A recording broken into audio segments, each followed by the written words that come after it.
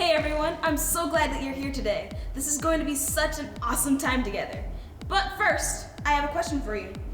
Have you ever had something that felt totally impossible? Like trying to open a jar that's shut so tight that's stuck? Or maybe beating a video game level that's really unfair. Nice. Or maybe you've tried really hard to fix something, but nothing worked. Sometimes life is like that. Things get hard, and no matter what we try, it just feels like there's no way to make it better. Now, imagine if there was someone who could help with these things that just seem impossible. Hey everybody, I'm Dash. And I'm Austin. And this is Challenge Accepted. Man,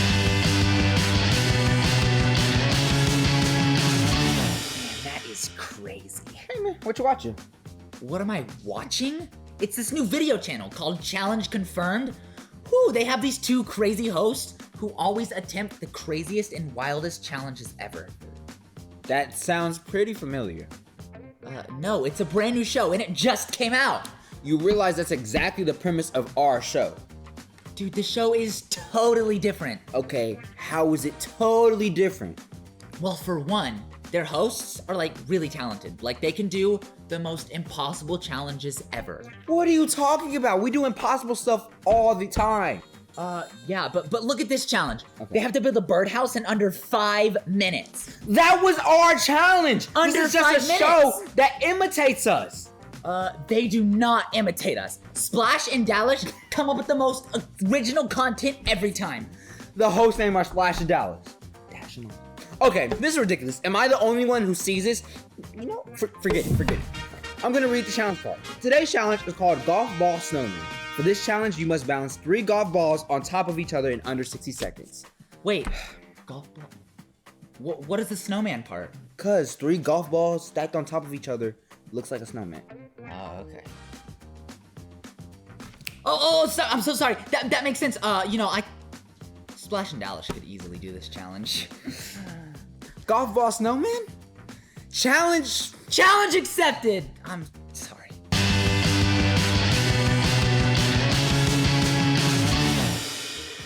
Dude, this looks way harder than I thought.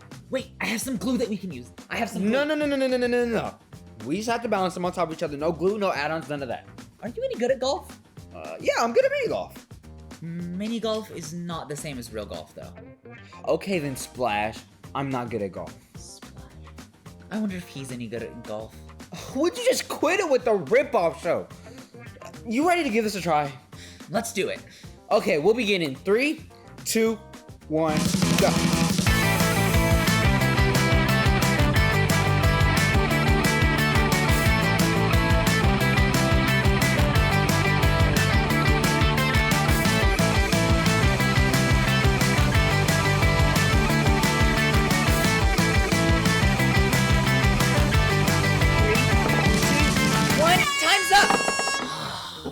Dude, this is impossible. There's no way we can balance these things. I know. I don't even think the Challenge Confirmed guys could beat this. Are you okay? I'm fine. In today's Bible story, you're going to hear about a woman who had a problem that was impossible to fix until she met Jesus. You know what?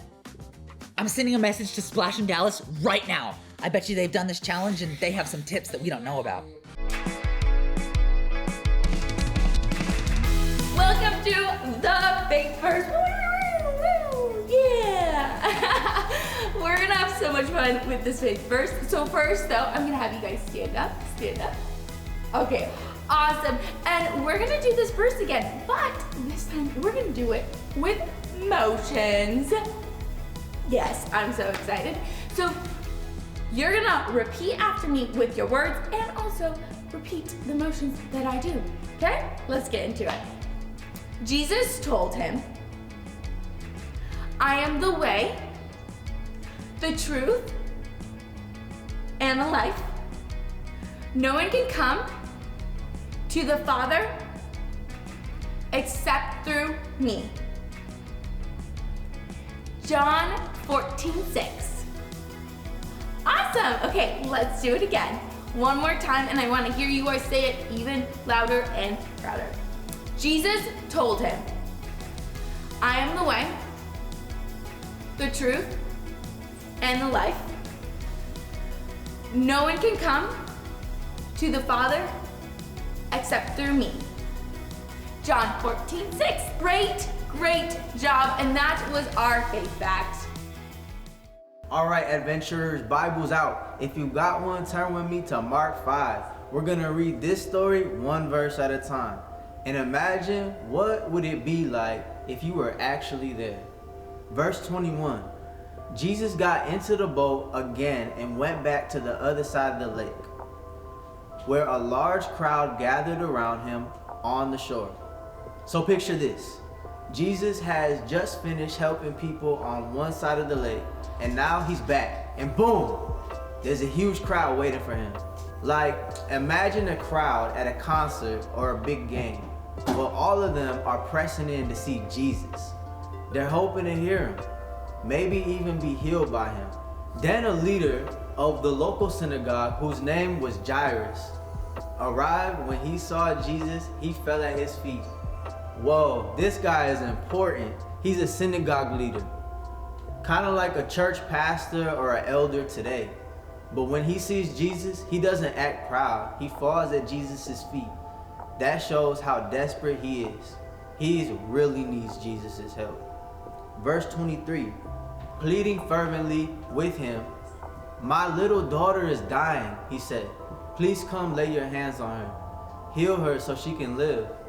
This dad is begging Jesus. My little girl is dying. Please come. Can you imagine how scared and sad he must have been? But he also believed that if Jesus would just come and touch his daughter, she'd be okay. That's big faith. Verse 24. Jesus went with him, and all the people followed, crowding around him. Now Jesus is on the move. He starts heading toward Jairus' house, but the crowd isn't letting up. They're swarming around him. Imagine trying to walk through the mall on Black Friday or through a super packed hallway at school. You can barely move. Verse 25. A woman in the crowd has suffered for 12 years with constant bleeding. Okay, press pause on Jairus' story because someone else steps into the picture. This woman has been sick for 12 years. That's longer than most of you have been alive, and no one has been able to help her. She's weak, probably tired, and honestly, most people ignored or avoided her because of her sickness. Now we move on to verse 26.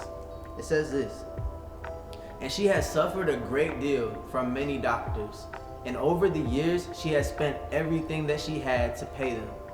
But she had gotten no better. In fact, she had gotten worse. 12 years, all her money gone. And not only was she still sick, she was worse. That's like trying every medicine, every doctor, and nothing works. She was out of options. She could have given up, but she didn't. This is what it says in verse 27. And she had heard about Jesus. So she came up behind him through the crowd and touched his robe. This is where it gets exciting. She's thinking, if I can just touch his robe, just brush against it, maybe that'll be enough. She doesn't even try to talk to Jesus. She's just sneaking through the crowd, hoping and praying. Verse 28, pay attention, verse 28. For she thought to herself, if I can just touch his robe, I'll be healed. This woman had incredible faith. She didn't need a big miracle moment or a speech. She believed just touching Jesus' clothes would be enough to heal her. Verse 29. Immediately the bleeding stopped, and she could feel in her body that she had been healed of her terrible condition. It worked. Instantly, after 12 years, boom, she's healed. Just like that, she knows it, she feels it. It's like the weight she's carried for over a decade just vanished. Can you imagine how exciting and amazing she must have felt? Verse 30. Jesus realized at once that the healing power had gone out from him. So he turned around in the crowd and asked, who touched my robe? Now Jesus turns around. He knows someone got healed. Even in that massive crowd, even with the dozens of people bumping into him, he felt something happen. Jesus isn't mad. He's curious. He wants to find the person. Verse 31, it says this. His disciples said to him, "Look at the crowd pressing around you. How can you ask, 'Who touched me?'" The disciples are like, "Jesus, come on. Everybody's touching you. How can you tell?" But Jesus isn't asking because of the crowd. He's asking because he felt faith. Verse 32, it says this. But he kept looking around to see who had done it. Jesus wasn't going to move on until he found her. He's not letting her sneak away. He wants her to know something important. Verse 33, this is what it says. Then the frightened woman, trembling at the realization of what had happened to her, came and fell on her knees in front of him and told him what she had done. She's nervous, maybe even afraid, that she'll get in trouble and that he'll be mad. But she steps forward, she tells the truth, and Jesus listens. Verse 34. And he said to her, "Daughter, your faith has made you well. Go in peace. Your suffering is over." Wow. Jesus calls her daughter. That's the only time in the Bible he said that to someone. He wanted her to feel seen and loved and safe. Her faith made her well. She believed no one else could help her, and Jesus did the impossible. Jesus knows you and sees you. Even though Jesus was surrounded by a giant crowd, he still noticed one single woman reaching out in faith. Isn't that amazing? It shows us that Jesus doesn't just see crowds. He sees individuals. He sees you, no matter how small or overlooked you feel. Jesus knows what you're going through. He knew that this woman had been hurting for 12 years, and he wasn't too busy to stop and care for her. When you come to Jesus with your needs, he sees you, hears you, and cares deeply about your situation. Faith connects us to God's power. See, the women in the story didn't need a big speech or a front row seat. She simply believed that Jesus could help her. And she acted on that belief. That's what faith looks like. She didn't even ask Jesus out loud. She just reached out and touched his robe. And boom, a miracle. See, that's the power of faith. When we believe in who Jesus is and what he can do, we make room for God to work in our life. It's not about saying the perfect prayer or doing everything right. It's about trusting Jesus with our hearts and reaching out to him. Jesus brings real peace. After 12 years of pain, this woman didn't just get a physical healing. She also got peace. Jesus told her, "Go in peace and be freed from your suffering." That's something that only Jesus can give. Even when life is confusing or hard, when we come to Jesus, he can give us peace inside of our hearts. That means that we don't have to live in fear or worry. Jesus is still healing, still listening, and still bringing peace today. You might not get every answer right away, but you can always receive peace when you trust in him.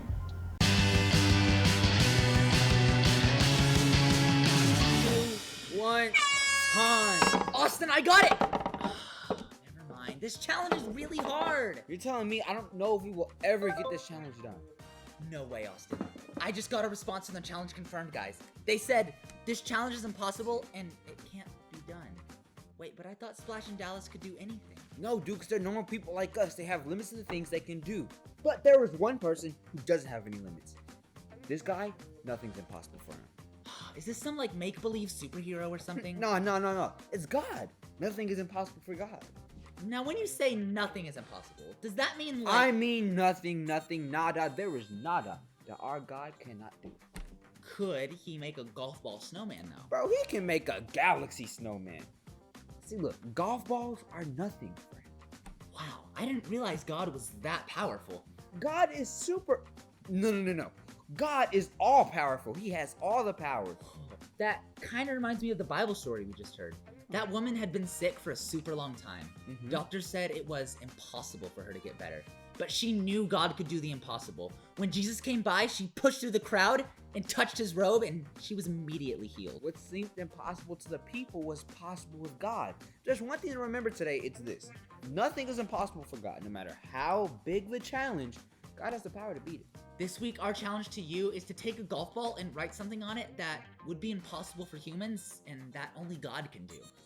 It could be something big like blowing away a tornado or jumping over a mountain. Or it could be something simple like killing a cold. Whatever it is, write it down, then put the golf ball somewhere in your room to serve as a reminder of how powerful God is. Bro, I'm glad you're my co-host and not Dallas. Me too, man. We'll see you here next time at Challenge Confirmed! Confirmed! I am so sorry. Well, let's try that again. We'll see y'all here next time at Challenge Accepted! So glad you were able to join us for the Ultimate Hero series that we are in. Thank you so much. I hope you enjoyed it. It was really cool just to be learning more about the woman who got healed, and I hope this helps you learn a little more about that also. I hope you had fun and enjoyed your time watching this video. We'll see you guys next time.